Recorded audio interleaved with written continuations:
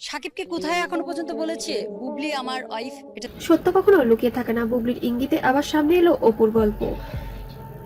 বিনোদন দুনিয়ায় আবার শুরু হয়েছে তীব্র ঝড়। বুবলির এক রহস্যময় বাক্য সত্য কখনো লুকিয়ে থাকে না এমনই আলোড়ন তুলেছে যে নটিজেনরা বলেছেন এটা নাকি অপুর দিকেই ইঙ্গিত।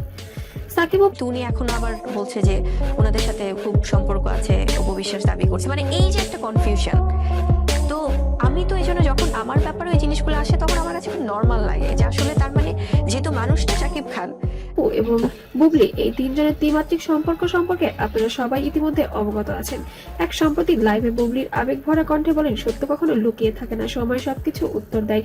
এই লাইন শোনার পরই ভক্তরা তোলপাড় শুরু করে দেয়। সেই সত্য কাকে উদ্দেশ্য করে বললেন? বুবলি কি কোনো পুরনো ঘটনার দিকে ইঙ্গিত করেছেন? অপুর কথা বলছে নাকি অন্য কিছু বোঝাচ্ছে? এই দিয়ে মুসলমানের সাথে বিয়ে হলো, মানে আজকে অনেক কিছুই তো আসে।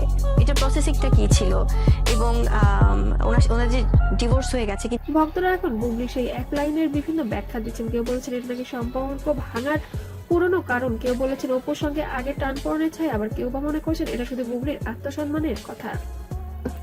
তবে গল্প এখানে শেষ নয়।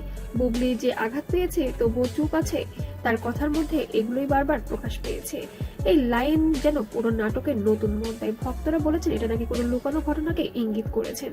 সব মিলিয়ে বুবলির এক বাক্যে আবারও সামনের চেয়ে অপুর নাম তৈরি হয়েছে নতুন বিতর্ক, নতুন গুঞ্জন।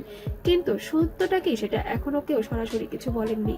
অপুর সাইড থেকেও এখনো কোনো বক্তব্য চাওয়া যায়নি। তবে শবনম বুবলি অনেকবারই ইঙ্গিত দিয়েছেন। তবে সাকিব খান যেন পুরো বিষয়টা নিয়ে এখনো যেন চুপচাপই আছে। যে শাকিব খানের সাথে অপবিশ্বাসের কখনো বিয়ে হয়নি, হিন্দু মুসলিম কিভাবে বিয়ে হলো? আছে উনি যদি হিন্দুই থাকে তাহলে কিভাবে